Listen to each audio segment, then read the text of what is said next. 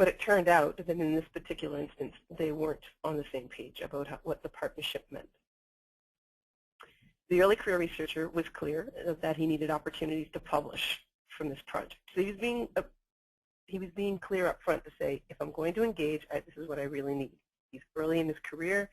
He wants to be able to get out publications, and so he's looking. So in their dialogue, he took the lead on data collection and analysis.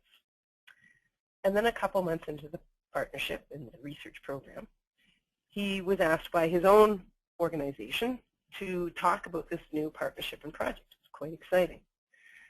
So he communicated with his partners about the upcoming presentation.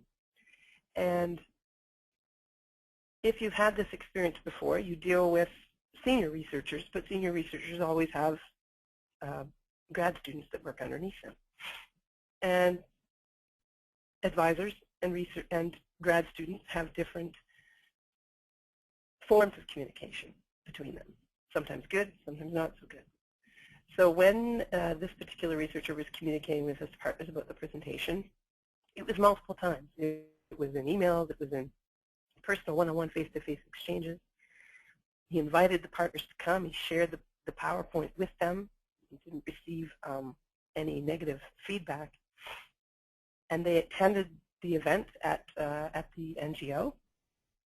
But once this presentation was over, he received quite a scathing phone call from his research partner about how he had overstepped his boundaries in the partnership.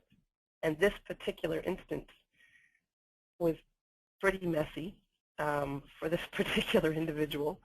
And as you can imagine, very, very difficult. And if you've been in this situation before yourself about sort of getting